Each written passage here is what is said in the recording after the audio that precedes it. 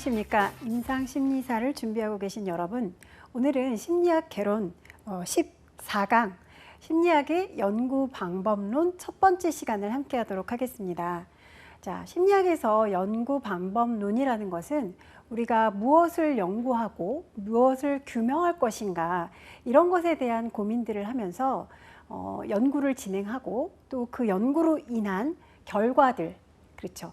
연구를 변인들을 잘 통제하면서 연구를 해서 결과물을 잘 내고 그 결과물을 가지고 심리학에 잘 적용할 수 있는 그런 연구 방법론을 찾는 것인데요. 자, 그 첫 번째 시간 함께 하도록 하겠습니다. 자, 심리학 연구의 주요 관점부터 한번 보도록 할게요. 내적 요인의 강조. 자, 내적 요인을 강조할 때 생물학적 관점, 그리고 인지적 관점, 이 두 가지로 이야기를 합니다. 자, 생물학적 관점에서는 사람의 뇌, 그 다음에 신경계, 행동과 정신과정을 결정하는 주 요인으로 간주를 합니다. 그래서 우리가 생물학적인 인간의 어떤 뇌나 신경계, 그 다음에 여러 그 인간의 몸에 대해서 신체와 그 다음에 뇌와 신경계, 이 모든 것들이 다 연결이 되어서 움직이고 있다라는 거 우리가 예전 시간에 같이 공부한 적이 있었죠. 자, 그래서 이렇게 생물학적 관점에서는 뇌와 신경계를 행동과 정신 과정을 결정하는 굉장히 중요한 주 요인으로 간주하고 있다라고 설명을 하고 있고요. 두 번째, 인지적 관점입니다. 인지적 관점에서는 자, 정신 과정, 우리가 지각하는 과정 있잖아요. 지각, 기억, 문제 해결, 이렇게 하는 우리의 정신 과정들이 작동하는 어떤 방식, 그리고 이런 과정 자체가 행동에 미치는 영향에 초점을 맞추고 있어요. 그래서 내적 요인에서는 생물학적 요인, 그 다음에 인지적 관점, 생물학적 관점, 인지적 관점, 이렇게 두 가지로 설명을 좀 하고 있고요. 자, 그 다음 외적 요인의 강조인데요. 외적 요인에서는 행동적인 관점, 그리고 사회 문화적인 관점으로 설명을 하고 있어요. 자, 행동적인 관점에서는 관찰 가능한 행동에 초점을 두고 있고요. 주변 환경 변화에 따른 행동 변화를 강조한다. 그러니까 관찰 가능한 행동을 가지고 계속해서 연구를 하는데, 행동적인 관점은 우리가 환경의 변화에 따라서, 그리고 뭐 사람과 사람 간에도 계속 이렇게 뭔가 상호작용을 하면서 변화가 일어나잖아요. 그렇게 하면서 행동 변화를 보이는 것에 초점을 맞추고 있다는 거죠. 행동적인 관점은. 자, 외적 요인 두 번째, 사회 문화적인 관점이에요. 타인이나 아니면 우리가 함께 공유하고 있는 문화, 이 문화와 같은 이런 외부 환경이 인간의 행동이나 그 다음에 정신 과정에 주는 그런 영향에 초점을 맞추고 있다는 거예요.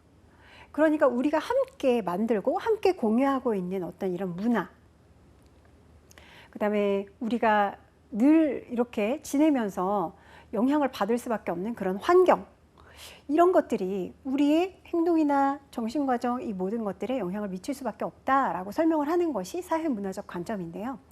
생물학적 관점, 인지적 관점, 행동적 관점, 사회문화적인 관점은 상호 보완적이, 서로 보완이 되는 거예요. 부족한 부분들을 좀 이렇게 메꿔줄 수 있는, 서로 채워줄 수 있는 이런 상호 보완적인 것이다 라고 설명을 하고 있고요. 인간을 이해하기 위해서는 그냥 어떤 하나만 가지고 인간을 설명하기보다는 이 모든 것들을 좀 통합적으로 가지고 접근을 해야 된다, 통합적으로 적용을 해야 된다라는 이야기를 하고 있는 것입니다. 자, 그렇다면 자, 상담 연구, 그렇죠. 심리학에서 이제 심리학의 그 연구 방법론에 대한 이야기들을 하고 있는데, 그렇다면 연구 설계란 무엇일까? 자, 이것에 대해서 우리가 먼저 좀 알아야 그 이후 이야기를 나눌 수 있을 것 같습니다. 연구 설계라는 것이 과학적인 연구의 그 모든 과정, 그러니까 과학적으로 우리가 연구를 시작하기 위해서 어떤 뭐 가설을 세우고, 그다음에 그에 필요한 뭐 실험 요인들, 요소들, 환경들 이런 거 뭐 모두 만들고 이런 모든 과정들이 있잖아요. 연구 설계는 과학적인 연구의 이 모든 과정, 그 다음에 결과, 우리가 변인을 통제하고 환경을 만들어서 결과치를 냈어요. 그럼 그 결과에 대한 객관성, 그 다음에 경험성, 그리고 뭐 정밀성, 재생 가능한 차원의 연구 결론이 과학적 방법을 통해서 얻은 과학적 지식을 담아내는 그릇이다 라고 설명을 할 수가 있어요. 그러니까 연구 설계가 잘 이루어져야 우리가 그 안에서 우리가 원하는, 우리가 궁금해했던 부분들에 대한 질문에 대한 결과를 낼 수가 있고, 그 결론을 도출하면서 그 결론을 가지고 우리가 과학적 지식으로 또 활용을 해낼 수가 있겠죠. 자, 연구 설계에서는 연구를 통해서 우리가 뭘 도출하고 싶은지, 그렇죠? 우리가 궁금해하고 계속해서 찾고 싶은 부분, 답을 찾고 싶은 부분, 그런 것들을 연구를 통해서 도출하고자 하는 것이죠. 그리고 우리가 궁금해했던 부분들, 그럼 우리가 이런 것들을 연구하기 위해서는 그러면 이거를 어떤 식으로 구체화를 할 것인가, 이 부분도 우리에게 굉장히 중요한 부분이고요.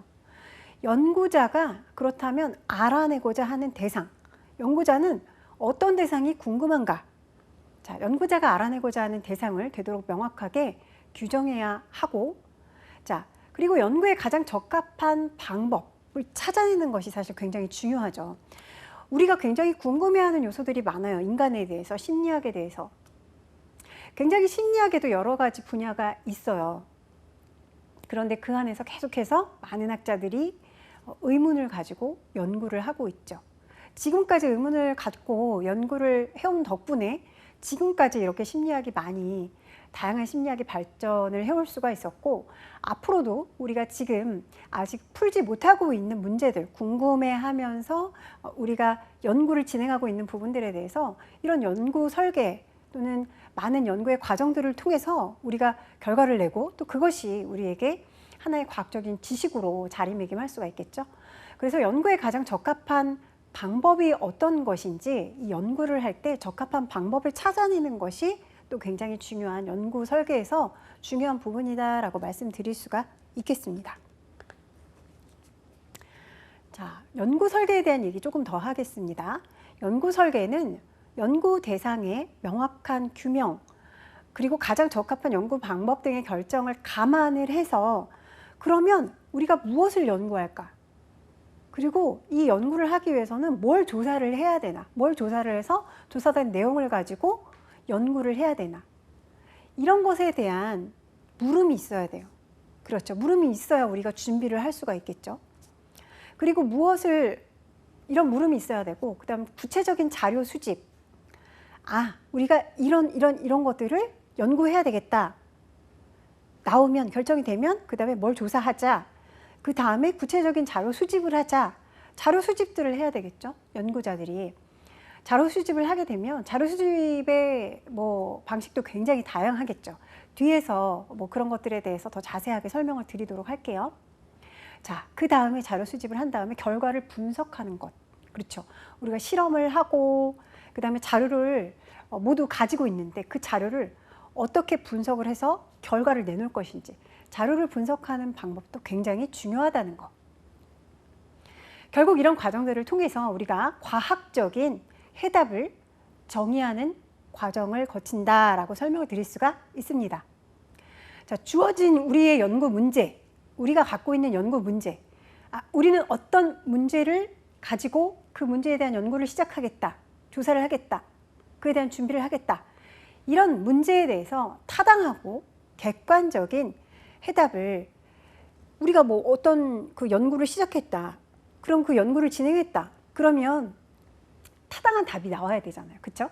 그래서 객관적이고 타당한 그런 해답을 경제적이고 또 효율적으로 얻기 위해서 너무 많은 실험, 너무 많은 조사, 너무 많은 숫자를 그렇게 할 수는 없어요. 우리가 작은 숫자, 그렇죠? 너무 많지 않은 숫자를 조사를 하고 연구를 해도 충분히 그걸 통해서 도출을 하거나 유출을 해낼 수가 있다는 거죠. 그래서 불필요한 변량들을 잘 통제를 하면서 효과적으로 아주 많지 않은 많지 않은 숫자를 연구를 하고 실험을 하면서도 우리가 타당하고 객관적인 해답을 경제적으로 얻어낼 수 있는 것. 이런 방법을 찾는 게 연구 설계의 개념이다 라고 말씀드릴 수가 있겠습니다. 자, 상담 연구의 목적별 유형을 보겠습니다. 자, 상담 연구의 목적별 유형. 제가 빨간색으로 체크를 해놓은 부분이 여러분들이 잘 기억을 해 두셔야 되는 부분들이에요. 자, 탐색, 기술, 그다음에 설명, 예측, 통제 이렇게 있어요. 자, 다시 설명으로 좀 들어가 볼까요? 자, 상담 연구의 목적별 유형 5가지 먼저 보여드렸는데, 탐색, 우리가 먼저 탐색을 해야 돼요. 우리가 어떤 연구를 시작하기 위해서는 연구 준비를 하기 전에 우리가 먼저 알아봐야 되겠죠. 우리가 어떤 연구를 할 것인가, 내가 어떤 부분에 관심을 갖고 있었나, 그리고 그 연구의 대상을 잘 이해하기 위해서 먼저 탐구를 하는 거예요. 탐구 목적으로 진행되는 연구를 우리가 탐색이라고 합니다. 그래서 이거는 우리가 어떤 연구를 진짜로 할 것인가, 이 분야의 연구를 하는 게 가치가 있는 것인가, 이런 부분들을 먼저 알아보기 위해서 우리가 해보는 먼저 선행 연구 정도로 생각을 하실 수가 있겠죠. 자, 그 다음 기술이에요.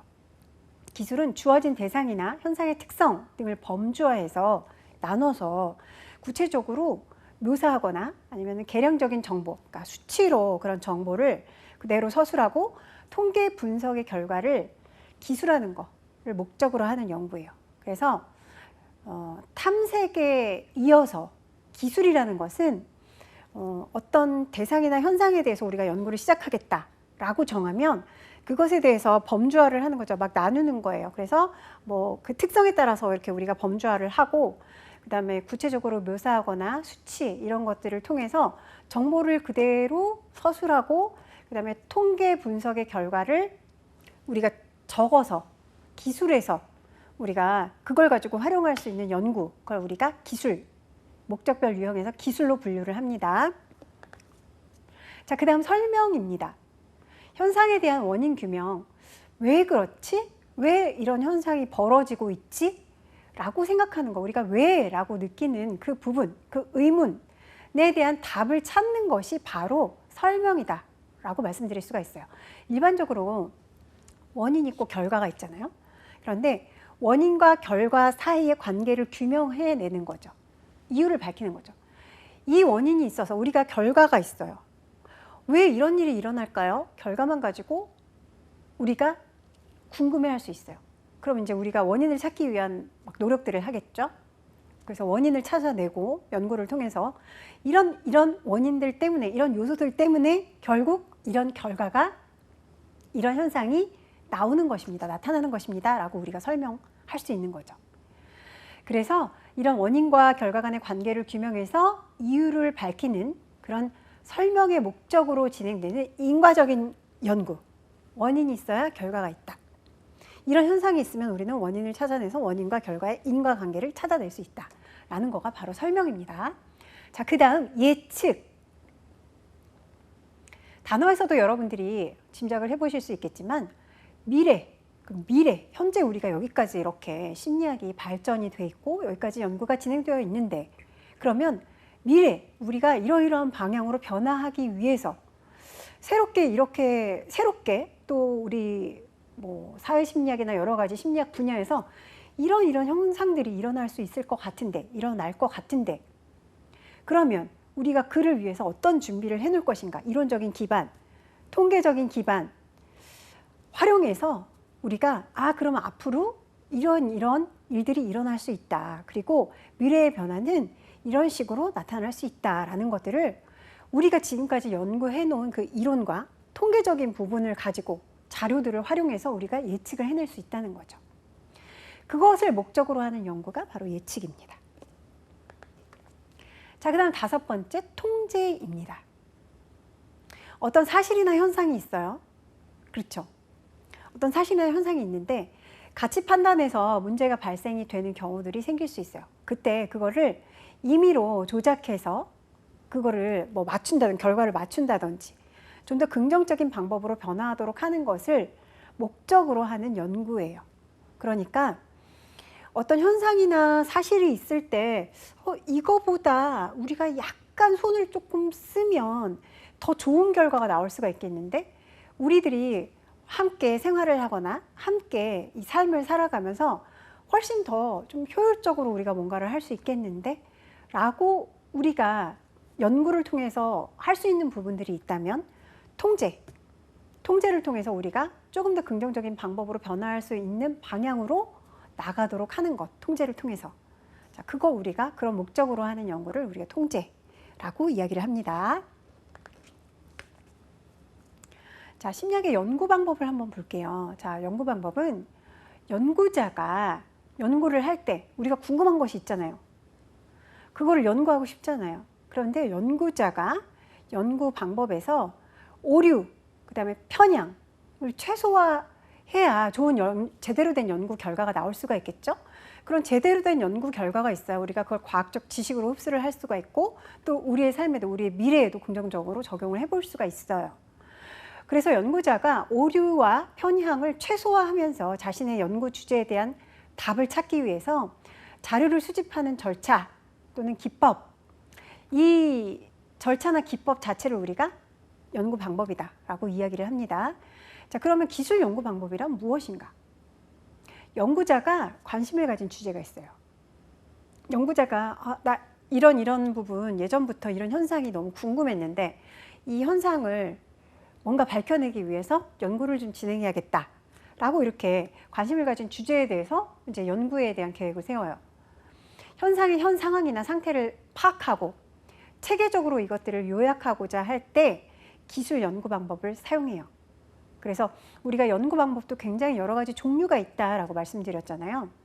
자, 그 중에서 기술 연구 방법에는 조사법, 관찰법, 사례 연구법 이런 것들이 있어요. 그래서 조사법은 우리가 진짜 어떤 그 조사를 통해서 그 조사에 의해서 나온 뭐 수치나 이런 것들을 가지고 연구 방법 진행하는 것이고요. 관찰법은 관찰만으로 어떤 그 연구 대상들을 정해놓고 연구 대상의 범위를 잘 지켜보면서 관찰하면서 우리가 그것에 대한 원인이나 뭐 과정들을 알아내는 것, 이것 우리가 관찰법이라고 하고요. 사례 연구법은 그 사례를 가지고 그거를 연구하면서 그 연구에 의해서 우리가 뭐 예측하고 뭐 하면서 이제 연구 방법으로 활용하는 그런 방법을 우리가 사례 연구법이다라고 말씀드릴 수가 있습니다. 자, 연구 방법에서 상관 연구 방법이 있어요. 상관 연구 방법이라는 것은 연구자가 추세, 그러니까 추세가 계속 이렇게 왔구나. 우리 심리학이 1960년대 이랬는데 70, 80년대 오면서 이렇게 되었고 지금 뭐 2000년대 들어서면서는 이렇게 되었고 하면서 그 추세를 분석해요. 그러니까 우리가 분석하려는, 그러니까 연구하려는 그 심리학 그 이론에 대한 부분도 분석할 수 있지만 연구자가 관심을 갖고 있는 지금 사회 현상이나 어떤 사람들의 행동 이런 부분들에 대한 추세, 이런 것들에 대한 분석도 필요해요. 그래서 연구자가 이런 추세를 분석하거나 자신의 연구 가설을 검증하거나 다른 연구자의 이론을 평가하기 위해서 두 개 이상의 현상 사이의 관련성, 두 개의 현상이 있어요. A의 현상이 있고 B의 현상이 있어요. 그 현상을 또는 그 변인, 내가 연구할 때 변인들이 있잖아요. 그 변인 사이에 관련성을 알고 싶어요. 지금 얘와 얘는 아무 관련성이 없어 보이는데 내가 봤을 때 분명히 뭔가 연구를 하다 보면 관련성을 알아낼 수 있을 것 같아요. 그럼 이 두 가지 변인을 가지고 관련성을 알아내기 위한 연구를 시작하는 거죠. 그때 이제 상관 연구 방법을 활용하는 거예요. 그리고 설문지를 이용해서 자료를 먼저 수집하는 것이죠. 설문지를 쫙 내가 원하는 그 숫자대로 돌려서 설문지에서 자료를 먼저 수집해서 사람들의 생각은 이렇구나. 사람들은 보통 이럴 때 이런 결정을 하는구나. 예를 들면 이제 이런 것들을 설문지에서 정보를 얻어내고 그걸 가지고 이 현상과 A 현상과 B 현상의 사이에는 이러이러한 관련성이 있었구나라는 거를 이제 연구를 통해서 결과를 내기 위한 연구들을 진행하는 거죠. 자, 그다음 인과성 연구 방법이에요. 연구자가 두 개 이상의 현상 사이의 인과성을 알고자 할 때, 그렇죠? 이것과 이것 사이에는 이것이 있었기 때문에, 이 원인이 있었기 때문에 이 결과가 나오는 거야 라고 인과, 그쵸? 원인이 있어야만 결과가 있다라고 하는 인과의 인과성을 우리가 연구하고 알아내고자 할 때 이 인과성 연구 방법을 활용하죠. 자, 그래서 두 개 이상 현상 사이에서 인과성을 알고자 할 때 인과성 연구 방법을 활용한다는 거. 자, 실험이란 연구자가 하나의 현상을 조작한 후에 그 조작이 다른 현상에 미치는 효과를 알아보는 방법이에요. 근데 우리가 실험을 할 때 조작을 한다 그랬잖아요. 근데 그 조작하는 변인을 독립 변인이라고 얘기를 해요. 이거는 그냥 여러분들이 외워놓으셔야 돼요. 자, 실험을 할 때 연구자가 어떤 한 현상을 조작을 해요. 그래서 현상을 만들어놔요. 이거가 바로 독립 변인이고요. 그 조작이 다른 현상 또는 다른 변인에 영향을 미치는 효과를 알아보는 방법이 이제 인과성 연구 방법인데, 그 영향을 다른 현상에 미치는 효과를 알아본다고 했는데 그 다른 현상, 영향을 받는 그런 변인을 우리가 종속 변인이다 라고 설명을 합니다. 자, 연구 방법을 우리가 계속 알아보고 있는데요. 자, 양적 연구 방법, 질적 연구 방법. 자, 이 단어는 여러분들도 많이 들어보셨을 거라고 생각해요. 자, 양적 연구 방법은요, 실증주의 철학에 기초를 두고서 자, 우리가 하고 있는 연구 방법 중에 하나인데요. 가치 중립적인 입장에서 연역적인 접근 방법을 사용해요.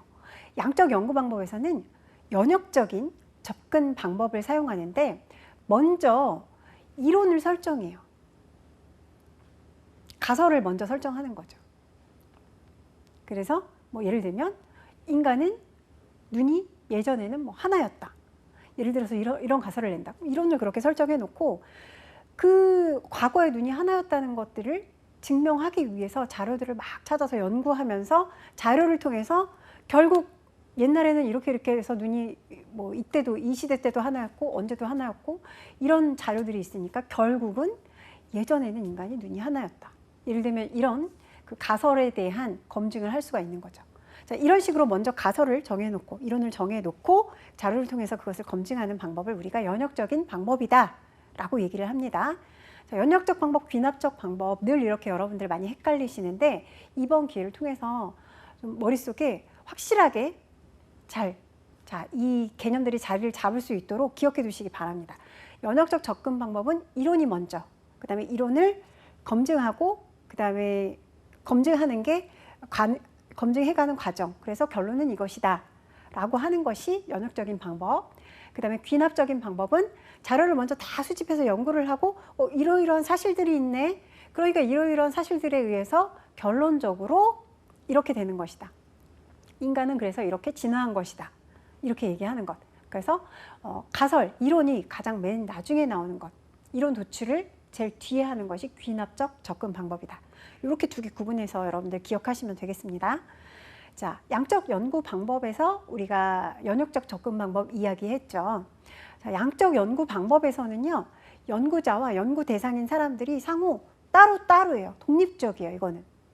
그래서 양적 연구 방법에서는 별로 관련성이 없다는 거, 상호 독립적인 존재다. 그리고 양적 연구에 주로 사용되는 방법은 실험, 그 다음에 조사법입니다. 자, 그 다음 질적 연구 방법 한번 나눠볼게요. 자, 질적 연구 방법은 자연주의, 구성주의, 그리고 상대주의 철학에 기초를 하고 있어요. 바탕을 두고요. 자신과 연구 대상인 사람들이 서로 질적 연구 방법에서는 상호작용을 해야 돼요. 상호작용하는 존재예요. 양적 연구 방법에서는 연구자와 연구 대상인 사람들은 상호 독립적이다, 따로따로다라고 했는데 질적 연구 방법에서는 상호작용한다. 그리고 질적 연구 방법에서는 귀납적 접근 방법이다 얘기했죠. 그래서 자, 양적 연구 방법에서는 연역적, 질적 연구 방법에서는 귀납적. 그래서 자, 양연, 그 다음에 질, 귀 이렇게 외워보시는 것도 좋을 것 같아요. 그렇죠? 그래서 양적 연구 방법, 연역, 질적 연구 방법, 귀납 이렇게. 그리고 연역과 귀납의 내용도 여러분들 잘 기억하고 계셔야겠죠? 자, 그렇게 여러분들 좀 기억해 주시고, 질적 연구 방법에서 귀납적 접근 방법을 사용하는데 자료를 먼저 쭉 수집을 하고 그 자료들을 가지고 자료들 안에서 나온 내용들을 가지고 이론을 도출해내는 것, 이거 귀납법이라고 했는데, 자, 귀납적 접근 방법은요, 대표적인 자료 수집 방법이 관찰법, 그 다음에 사례 연구법이에요. 질적 연구 방법, 양적 연구 방법에서는 실험과 조사법, 질적 연구 방법에서는 관찰법과 사례 연구법, 이렇게 기억하시면 되겠습니다. 자, 그 다음에 측정에 대해서 알아보도록 할게요. 측정의 정의는요, 연구와 관련된 어떤 개념을 일정한 규칙에 따라서 연구에서 다룰 수 있도록 정량화시키는 거예요. 측정 자체가 우리가 뭐 이렇게 재고, 그 다음에 제대로 그 수치가 나오게끔 하는 것, 그쵸? 측정을 하는 거잖아요. 그래서 측정의 종류에는 4가지가 있어요. 여러분들 많이 들어보셨던 단어들일 것 같아요. 명목 척도, 서열 척도, 등간 척도, 비율 척도, 이렇게 4가지인데요. 자, 이 척도 4가지에 대해서 설명드릴게요. 척도는요, 매년 꼭 시험에 나오고 있어요. 기출에 나오고 있기 때문에 이 척도에 대해서 측정의 종류에서 이 척도 4가지를 여러분들이 명확하게 기억해 놓으시면 여러분들 기본적으로 몇 문제는 건지실 수 있을 거예요. 자, 측정의 종류 4가지라고 했는데요. 명목 측정, 명목 척도는요, 뭐냐면 단순히 이름처럼 구분을 위해서 숫자를 부여해 놓은 거예요. 예를 들면 뭐 고유번호. 우리가 이름이 사람마다 다 있잖아요. 그쵸? 이름이 사람마다 다 있고 전화번호가 다 있는데 그거는 의미 있는 숫자가 아니에요. 수식으로 뭐 계산할 수 있는 숫자 이런 것들이 아니고 그냥 고유 번호죠. 그래서 이거는 명목, 이름을 붙여놓은 것이다. 그래서 명목 척도는 어떤 다른 의미가 없고 단순히 그냥 구분을 위해서, 그래서 고유 번호로 붙여놓은 것이다 라고 생각을 하시면 돼요. 자, 그 다음 서열 척도예요. 서열 척도는 측정치의 상대적 위치를 나타내는 숫자로 1위와 2위 간격이 뭐 순위가 있을 수 있어요. 그쵸? 음원 차트가 뭐 1위부터 10위까지 있다. 이렇게 하면 1위부터 2위 사이의 간격이 2위와 3위 차이만큼 동일하지 않을 수도 있겠죠. 그런 것처럼 이게 간격이 모두 이렇게 똑같다. 그런 척도가 아니라 그냥 순위를 매기는 거죠. 순서 매기는 거. 서열. 그래서 서열 척도입니다. 자, 그 다음 서열 척도의 종류 중에서 가트만 척도가 있고 리커트 척도가 있어요. 자, 가트만 척도라는 것은 어떤 행동에 대해서 강한 강도부터 약한 강도부터 강한 강도까지 이렇게 순서를 부여해서 측정하는 거예요. 그래서 예를 들면 우리가 뭐 이렇게 설문지 같은 거 뭐 이렇게 할 때 질문을 물어볼 때 가장 잘 알려진 척도, 보가더스 사회적 거리 척도인데 뭐냐면 이민자를 내가 아는 사람의 친구, 그 다음에 내 친구의 친구, 그 다음에 내 친구로 받아들일 수 있는가, 이렇게 해서 좀 약한 거부터 강한 강도까지 이렇게 서열을 매겨가지고 이렇게 순서를 정해놓고 체크를 하라고 하는 거죠. 이거 우리가 이제 가트만 척도라고 이야기를 하고요. 자, 그 다음 리커트 척도는 우리가 굉장히 많이 설문이나 뭐 이렇게 검사하실 때 많이 경험을 해보셨을 거예요. 매우 찬성부터 매우 반대, 매우 찬성, 그냥 찬성, 보통, 반대, 매우 반대, 이런 식으로 이렇게 5단계로 또는 뭐 3단계로 이렇게 나눠져 있는 척도들 많이 보셨죠? 그게 바로 리커트 척도예요. 그래서 매우 긍정, 매우 좋았다, 보통이었다, 좀 안 좋았다, 아주 안 좋았다. 예를 들면 이렇게 매우 긍정부터 매우 부정까지 이렇게 반응의 정도를 측정하는 거, 이거 우리가 리커트 척도라고 이야기를 합니다. 자, 리커트 척도는 흔히 우리가 논문을 작성할 때 등간 척도로 가정하고 통계 처리를 해요. 그래서 리커트 척도는 우리가 뭐 논문이나 아니면 어떤 검사지 이런 거에 굉장히 많이 활용이 되죠. 자, 그 다음 어휘변별 척도예요. 어휘변별 척도는 평가 대상을 다양한 차원에서 측정하기 위해서, 그러니까 상반된 단어를 양극단에다 놓고서 우리가 체크를 하게끔 하는 거죠. 그래서 굉장히 따분하다, 지루하다, 굉장히 흥미롭다, 예를 들면 이렇게 반대의 의미를 갖는, 느낌을 갖는 이런 단어들을 상반된 의미의 형용사를 양극단에다 두고 평가 대상을 측정하는 그런 척도라고 말씀드릴 수가 있어요. 그래서 말의 단어의 의미를 가지고, 그쵸? 어의 변별 척도, 이렇게 기억하시면 되겠습니다. 자, 그 다음 등간 척도예요. 등간 척도는 뭔가요? 측정치의 위치를 나타내고 각 순위 간의 간격이 동일한 것. 그러니까 순위 간에 숫자가 있으면 그 수치별 간격이 동일하다라고 간주를 할 수 있어요.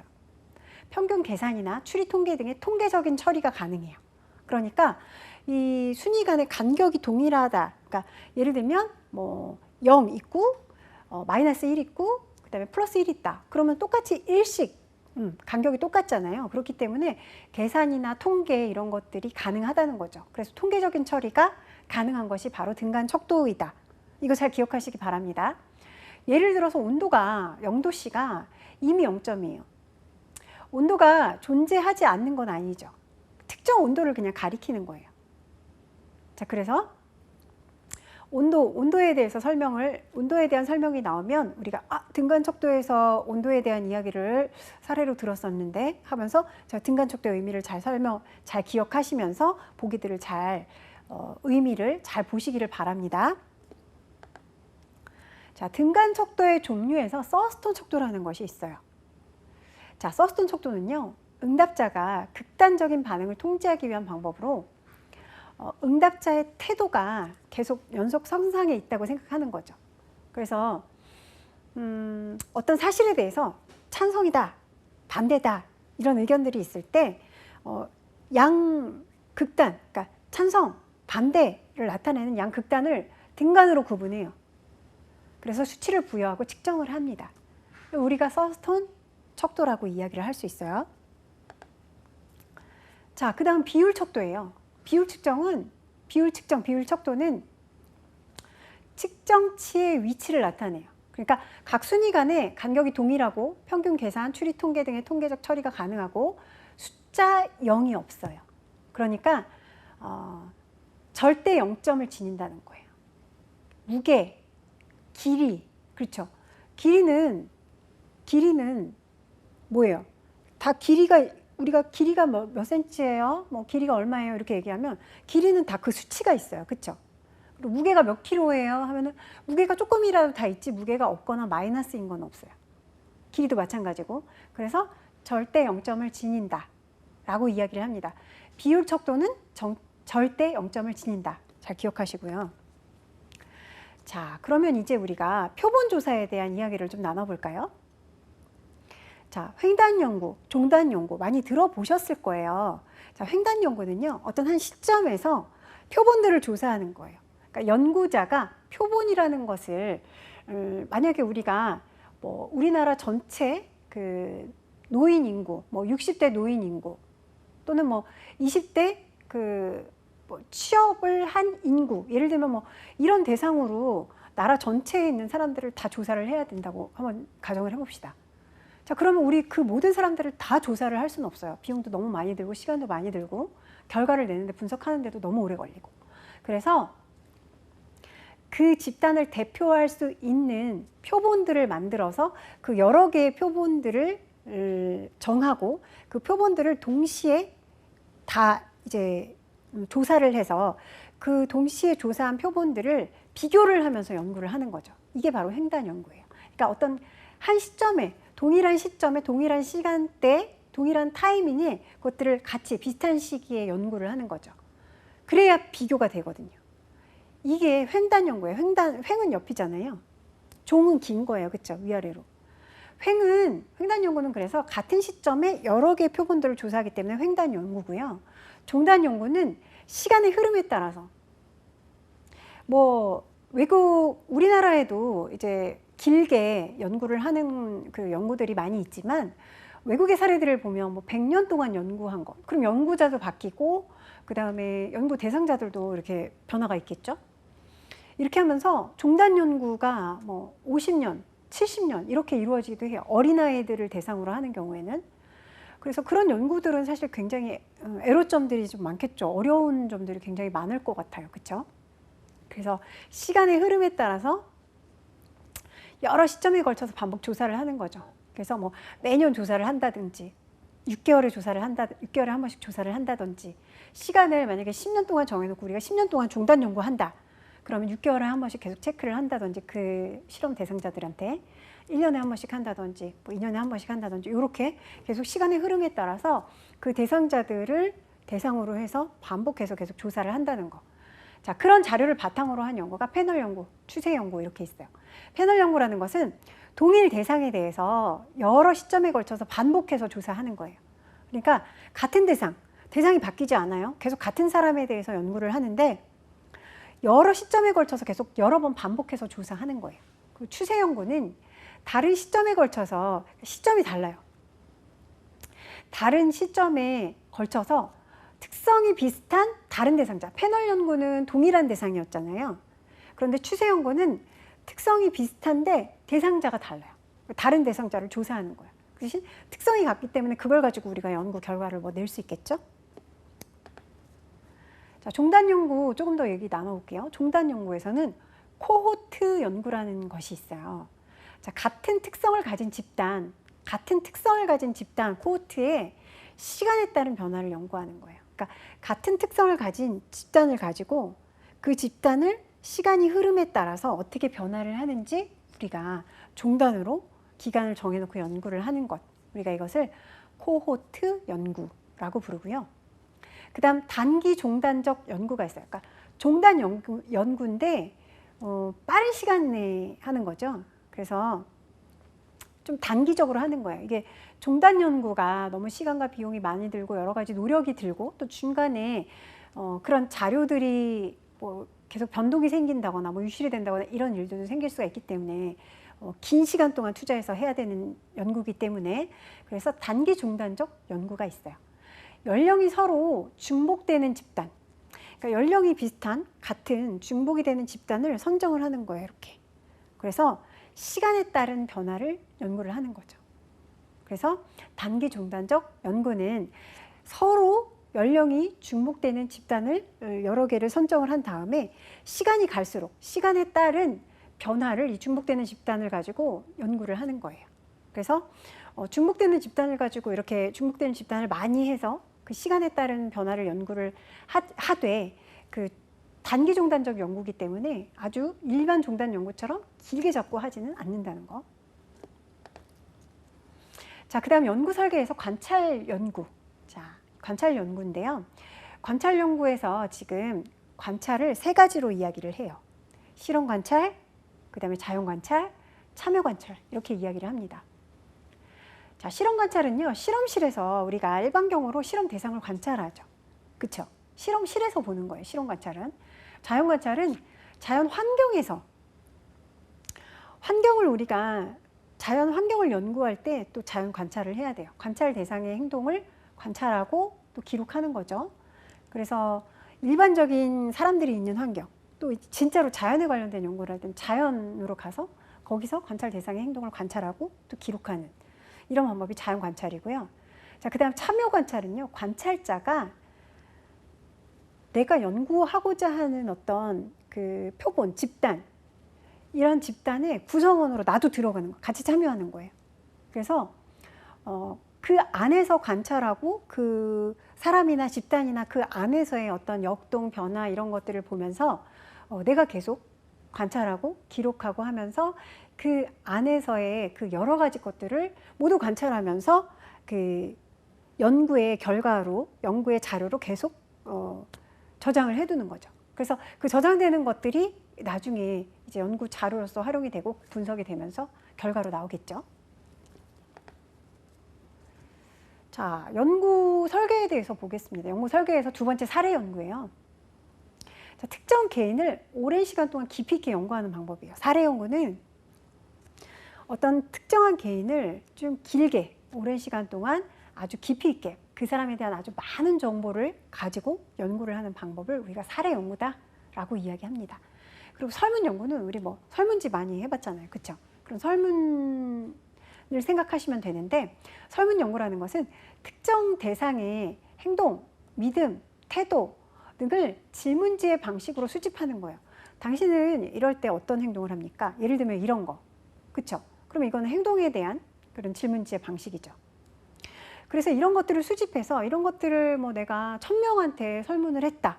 그럼 1000명이 써서는 그 결과를 보면서 또 그 정보를 가지고 우리가 연구를 하고 또 많은 사례를 얕은 수준에서는 연구를 할 수 있다는 그런 장점이 있어요. 설문연구는. 그래서 이거를 우리가 사회조사법이다 라고 이야기를 합니다.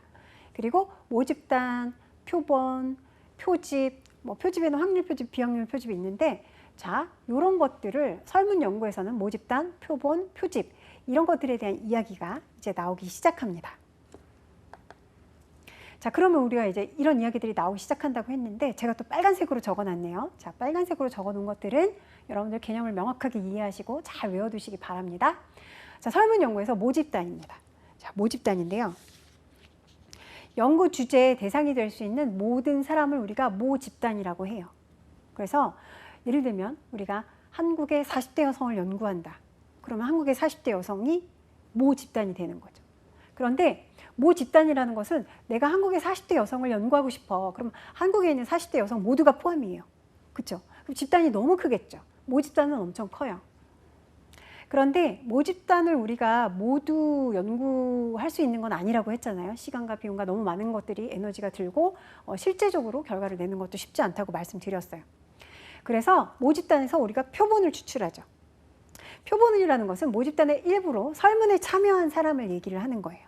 우리가 표본을 한 몇 명 정도로 정하자. 어느 지역에 한국의 40대 여성으로 하자. 각 도마다 한국의 40대 여성을 어디 가서 표본을 정하고 우리가 자료를 가지고 오자. 예를 들면 이렇게 정하는 거죠. 그래서 한국의 40대 여성 중 설문에 참여한 100명. 이 표본이라면 그렇게 표본이 되는 거죠. 자, 그 다음 표집이에요. 표집은 이제 표집 안에도 자, 종류가 많이 있어요. 표집의 종류를 설명 계속 드릴게요. 자, 표본, 관찰 대상을 선정하는 과정을 우리가 표집이라고 해요. 그쵸? 모집단이 너무 크니까 우리가 표본을 정하는데 그 표본을 선정하는 과정이 표집이다 라고 설명드릴 수 있고, 확률 표집은 무선 표집이에요. 그러니까 랜덤으로 추출하는, 표본을 추출하는 그런 방식을 확률 표집이라고 얘기를 해요. 다른 말로 무선 표집이라고도 하고요. 표본으로 뽑힐 확률이 동일하다. 확률은 다 똑같아요. 랜덤이니까. 자, 그래서 단순 무선 표집을 한번 볼까요? 단순 무선 표집은 가장 기본이 되는 표집 방법이에요. 그래서 모집단을 구성하는 표본 틀이 구성이 되면 모집단 이런 집단이야. 우리 이런 집단 연구할 거야. 라고 모집단을 구성하는 표본 틀이 구성이 되면 목록에 있는 각 대상들의 하나의 번호를 할당해요. 하나씩 번호를 할당해서 표본을 추출하기 위해서 난수표를 활용하는 거죠. 그런데 이거는 사실 효율적이지 않아요. 그래서 단순 무선 표집은 많이 쓰지 않고, 자, 체계적 표집 보겠습니다. 자, 목록에 매 표집 간격을 이렇게 일정하게 두고 거기에 우리가 몇 번째라고 얘기할 수 없죠. 몇 개를 하고 있는지 모르니까. 그런데 자, 연구할 때 목록에 매 K번째 있는 대상을 체계적으로 선택해서 표본을 추출하는 거예요. 그래서 첫 번째 대상은 반드시 랜덤으로 무작위로 추출하고 나머지는 같은 간격을 두고 그래서 체계적 표집입니다. 그 다음에 세 번째 층화 표집이에요. 단순 무선 표집과 체계적 표집의 대안인데요. 표집 전에 모집단을 구성하고 있는 대상을 동질적인 집단 층으로 집단화해서 표본을 추출하는 거예요. 그러니까 그 모집단을 구성하고 있는 대상들이 있잖아요. 만약에 한국의 뭐 40대 여성이 모집단이라고 했다. 그 모집단을 구성하고 있는 대상을 동질적인 집단으로 집단화를 하는 거예요. 그러니까 비슷한 집단으로 집단화를 이렇게 만드는 거죠. 그리고 그 안에서 표본을 추출해내는 거니까 뭐 거기서 랜덤으로 하더라도 비슷한 모집단을 되게 비슷한 층으로 다 만들어 놨기 때문에 한국의 40대 여성을 그 안에서 추출하는 거는 랜덤으로 해도 쉽겠죠. 자, 그렇게 표본을 추출하는 것을 이야기하고요. 자, 그 다음 군집 표집은 집락 표집이라고도 같이 사용을 합니다. 모집단의 특성을 모두 반영한 목록을 수집하기가 현실적으로 어려울 때, 그렇죠? 모집단의 특성을 모두 가진 그 목록을 우리가 그 수집하기가 되게 어려운 그런 연구들이 있어요. 그럴 때 사용하는 방법인데요. 자연적인 집단을 1차적으로 표집을 한 다음 어떤 집단이 있는데 표집을 해요. 그렇죠? 그래서 다음 각 집단에서 그러니까 자연적인 집단을 1차적으로 표집을 한 다음에 1차적으로 표집을 하고 각 집단에서 구성원을 추출을 해내는 거예요. 자, 그걸 우리가 군집표집이다. 그러니까 여러 개 자연적인 집단이 이렇게 여러 개 있는데 그 집단에서 구성원을 추출한다. 이거 군집표집이라고 하고요. 비확률 표집 이제 들어갈게요. 우리가 확률 표집에 대해서 좀 4가지 알아봤는데 이번에는 비확률 표집 들어갑니다. 표본을 연구자의 선택에 의해서 자, 표집하는 목적 표집의 형태예요. 이거는 무작위가 아니죠. 표본으로 뽑힐 확률이 동일하지가 않아요. 그렇죠? 랜덤에서는 뭐 그냥 다 랜덤이니까 확률은 똑같아요. 그런데 비확률 표집은 연구자가 선택에 의해서 목적 표집을 하는 거기 때문에 표본으로 뽑힐 확률이 일정하지가 않다, 동일하지가 않다. 자, 그 다음 비확률 표집에서 첫 번째예요. 유의적, 판단적 표집인데요. 자, 모집단에 대한 지식을 근거로 가장 대표성이 있다고 판단되는 대상을 관찰 대상으로 표본을 추출하는 거죠. 그러니까 연구자가 정하는 거죠. 그래서 판단에 의해서 한국의 40대 여성을 연구를 할 건데 그러면은 한국의 40대 여성을 그 가장 대표성이 있다고 판단되는 어떤 그룹, 대상, 여기를 관찰 대상으로 이제 표본을 정해서 연구를 시작하게 되는 것.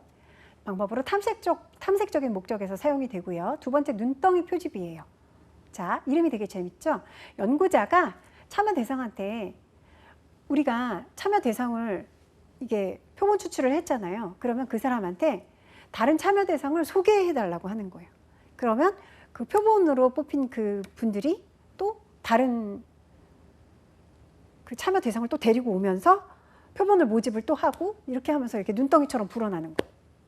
이것 또한 탐색적인 목적으로 활용이 될 수가 있어요.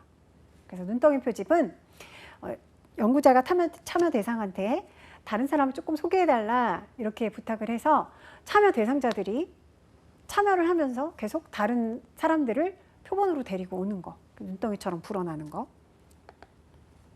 자, 그 다음 비확률 표집에서 할당 표집이에요. 할당 표집이라는 것은 표본의 특성을 모집단의 특성과 동일하게 만들기 위해서 미리 상대적인 구성비를 미리 다 만들어 놓고 표본을 추출하는 거예요. 그러니까 모집단의 특성을 우리가 잘 가지고 가야 그 특성에 대해서 연구를 제대로 그 모집단에 대한 연구를 제대로 할 수가 있잖아요. 그래서 모집단의 특성과 동일하게 만들기 위해서 미리 좀 구성을 해 놓는 거예요. 자, 모집단과 비슷하게. 그리고 나서 표본을 추출한다. 그러니까 표본을 추출을 그 안에서 하면 그래도 꽤 정확하게 모집단에 대한 내용들이 나올 수 있지 않을까요?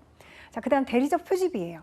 확률적 표집과 동일한 결과를 얻을 수 있다는 확신이 있을 때, 확률 표집은 그 랜덤이잖아요. 그렇죠?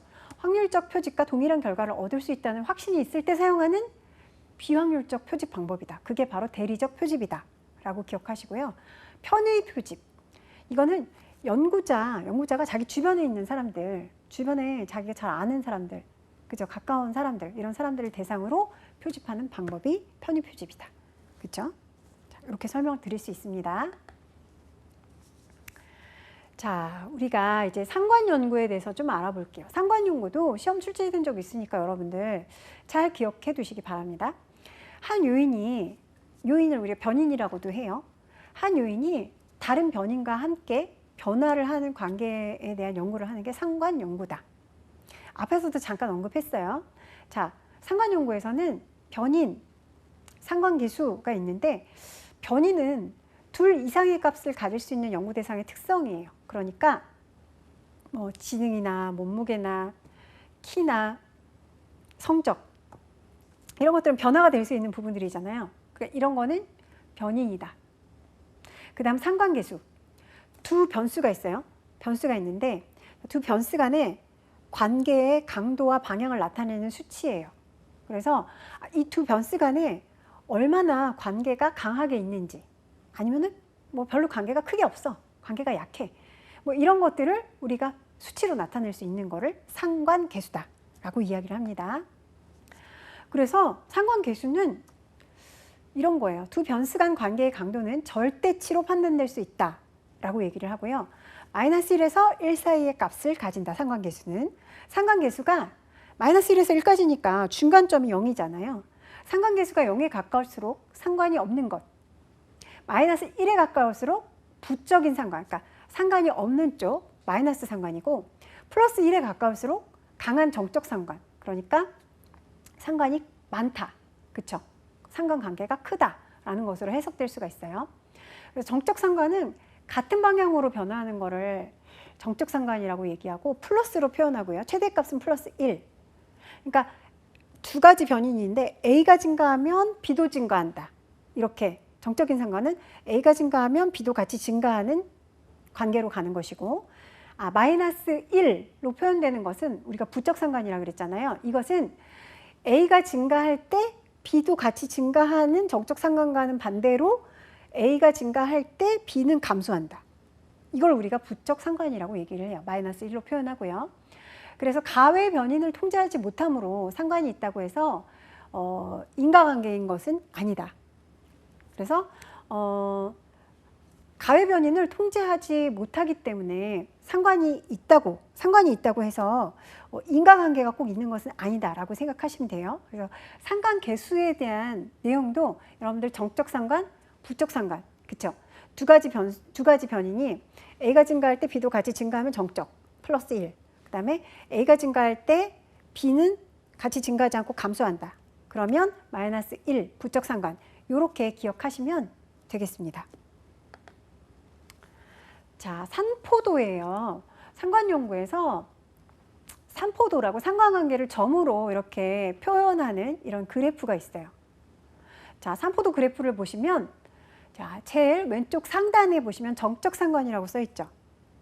우리가 상관관계를 볼 때 정적 상관은 A의 변인이 움직이면 B도 같이, 그쵸? 움직이는 거. 같이 A가 증가하면 B도 증가. A가 감소하면 B도 감소. 예를 들면 이런 걸 우리가 정적 상관이라고 했어요. 똑같이 움직이는 거. 자, 그래서 왼쪽 하단에서 오른쪽 상단으로 이렇게 올라가는 것. 그쵸? 요런 그래프. 점점점으로 나오기도 했지만, 이렇게 왼쪽 하단에서 오른쪽 상단으로 이렇게 올라가는 걸 우리가 정적 상관이다 라고 얘기를 하고요. 산포도에서. 그리고 부적 상관. 아까 우리가 A의 변인이 증가를 하는데 B의 변인은 감소를 한다. 이러면 부적 상관이라고 그랬죠. 마이너스 1로 표현한다고 했고, 자, 부적 상관은 왼쪽 상단에서 우측 하단으로 떨어지는 그래프를 보여요. 부적 상관은 이렇게 오른쪽 상단에 있는 거, 위에 왼쪽 상단에서 오른쪽 하단으로 이렇게 내려오는 모습을 보이는 그래프가 바로 부적 상관이다. 그리고 왼쪽 하단에 보면 무상관이라고 써 있는 점점점 있죠. 점점점. 점이 그냥 별로 의미가 없이 막 여기저기 흩어져 있어요. 그렇죠? 선처럼 보이지가 않아요. 정적 상관에서는 조금 떨어져 있긴 하지만 완벽한 선으로 보이지는 않지만 아래에서 위로 이렇게 올라가는 모습들로 이렇게 분포가 되어 있고, 부적 상관도 약간 퍼져 있긴 하지만 전체적인 모양이 왼쪽 상단에서 오른쪽 아래로 이렇게 내려오는 모습을 취하고 있어요. 그렇죠? 그런데 왼쪽 하단에 무상관이라고 되어 있는 부분을 보면 완전히 의미가 없는 것처럼 막 여기저기 점이 점점점점 아무데나 찍혀 있어요. 그렇죠? 이거는 상관관계가 없다. 무상관이다 라고 여러분들 이해하시면 되고, 우측 하단에 보시면 비선형 상관이라고 돼 있어요. 그러니까 정적 상관이나 부적 상관은 정적이든 부적이든 어쨌든 선의 형태로 보여지는데, 우측 하단에 있는 비선형 상관은 이거는 이제 우리가 정적, 부적 이런 관계를 설명하기 어려운 그런 상관이다라고 얘기를 하는 비선형 상관이에요. 그래서 이렇게 올라갔다가 이렇게 내려오고, 그러니까 변화를 보이는 거죠. 계속해서 정적 상관만 보이거나 계속해서 부적 상관을 보이는 것이 아니라 올라갔다가 내려오는 것을 보면은 정적 상관과 부적 상관의 이 요소들을 모두 갖추고 있다, 모두 갖고 있다라고 생각하시면 될 것 같습니다. 자, 그럼 우리 14강 연구 방법론 첫 시간 정리를 좀 해보겠습니다. 자, 양적 연구, 질적 연구에 대해서 얘기를 했고, 양적 연구는 연구자와 연구 대상 사람들이 상호 독립적이다. 그리고 연역적인 접근 방법이다. 연역적 방법은 이론을 먼저 가설을 설정하고 그것을 검증하는 것이다. 실험과 조사법. 그다음에 질적 연구는 자신과 연구 대상인 사람들이 상호작용하는 것이다. 그리고 여기서는 질적 연구는 귀납적 접근 방법이다. 자료를 여러 개를 수집하고 그에 의해서 그 이론들을 가지고 나머지 결론을 도출해내는 과정이다. 귀납적 접근 방법, 관찰법과 사례 연구법을 활용한다. 측정의 종류에는 명목 측정, 서열 측정, 등간 척도, 비율 측정 있다 그랬고, 자, 우리가 명목 측정, 서열 측정 이런 것들은 우리가 뭐 간격이 일정하게 있거나 이런 게 아니라 그랬죠. 명목 측정은 이름만 붙여준 거라고 했고, 자, 비율 측정은 이 모든 것들이 다 가능한 것이다. 뭐 통계 수치로 낼 수 있고 연산 이런 모든 것들이 다 가능한 거다라고 말씀드렸어요. 자, 그다음 연구 설계. 설문 연구에서 모집단, 표본, 표집과 확률 표집, 비확률 표집, 표집에서 확률 표집, 비확률 표집 이런 것들에 대해서 방금 길게 설명을 드렸어요. 그리고 상관 연구, 그쵸? 어떻게 이 변인과 이 변인이 상관관계가 있는지를 연구하는 건데, 상관 연구는 여기서 이제 변인에 대한 이야기들, 그쵸? 독립변인, 종속변인 이런 이야기들이 나오고, 상관계수도 시험에 출제된다고 제가 아까 정적 상관계수에 대해서 정적인 변화, 그 다음에 부적인 변화, 그쵸? 그래서 정적인 변화는 A라는 변수가 변할 때 B라는 변수도 같은 방향으로 변하고, 그 다음에 부적인 변화에서는 A라는 변수가 변할 때 B라는 변수가 같은 방향으로 변하지 않고 완전 반대되는 현상의 변화를 일으킨다. 자, 산포도는 이렇게 점으로 점점점점 찍어서 나타낸 상관관계를 보여주는 그런 표, 이걸 우리가 산포도라고 한다라고 말씀드렸습니다. 여기까지 우리가 심리학의 연구 방법론 첫 시간 같이 공부했습니다. 다음 시간에는 심리학 개론에서 마지막 시간이 되겠습니다. 자, 15강 심리학의 연구 방법론 두 번째 시간 함께 하도록 하겠습니다. 여러분 오늘 고생 많으셨습니다.